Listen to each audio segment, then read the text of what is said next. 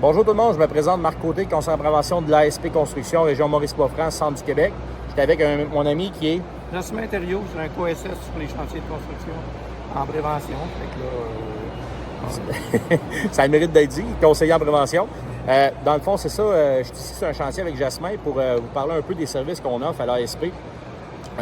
Ici, Jasmin, on a eu un petit pépin dans le temps, dans le passé, avec une problématique qui était concernant le monoxyde de carbone. Fait que je vais essayer, Jasmin, de parler, dans le fond, comment il a connu l'ASP et comment il s'en sert. Fait que, Jasmin, vas-y. c'est sûr que moi, j'ai suivi des cours d'ASP. J'ai connu les formateurs en ASP. Fait que là, je voulais avoir des conseils avec des professionnels à ce sujet-là, quoi faire. Fait que qu'est-ce que j'ai fait? Ben là, avec les autres qui m'ont donné les conseils quoi faire en cas de monoxyde de carbone, parce que j'avais beaucoup d'équipements motorisés au gaz. Ça faisait du monoxyde dans l'entrepôt. Il y avait des rédémites, il y avait des finitions de ciment. Fait que plus les camions pour les bétons.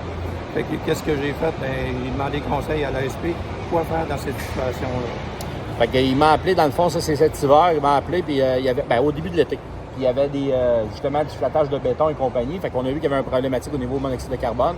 Fait que comme qu'on fait, comme conseiller en prévention, on fait du conseil assistance technique, on va visiter des chantiers, on va aider des jeunes même. Puis dans le fond, la solution, c'était tout simplement de la ventilation. Il fallait ventiler dans ce cas-là, puis d'éliminer le plus possible des gens des sources de monoxyde. Puis après ça, par la suite, un coup, ça a été réglé. Ils prenaient des tests avec des détecteurs pour s'assurer justement qu'il n'y avait pas de monoxyde. Après ça, dans le fond, ils ont fermé les murs. Puis suite à ce qu'ils aient fermé les murs, là, on retombait avec des machines à l'intérieur qui produisent du monoxyde. Fait que la solution que Jasmin a faite, c'est quoi? Ben, j'ai changé les plateformes élévatrices au gaz pour des plateformes à batterie pour diminuer le monoxyde de carbone. À la source. À la source. Et en plus, avec le détecteur, on a vérifié si le monoxyde était élevé. Et si le monoxyde était sensiblement élevé, on a ventilé en ouvrant toutes les portes de garage en chantier. Et pourquoi il y avait encore un petit peu de monoxyde? C'est parce qu'il y avait des chars élévateurs qui se promenaient au propane, mais comme vous voyez, c'est tellement vaste et tout. Mais la solution, ça reste, les amis, pour faire notre travail élévatrice à batterie, c'est la solution dans ce cas-là. Fait que n'oubliez pas que le monoxyde de carbone, c'est une tolérance zéro à la CNESST. Fait que c'est à prendre au sérieux. C'est pas pour rien qu'ils mettent ça tolérance zéro, c'est parce qu'il y a eu des décès. Puis c'est important d'en tenir compte. Fait que soyez vigilants avec ça. On rentre l'hiver. Présentement, c'est l'hiver qui s'en vient.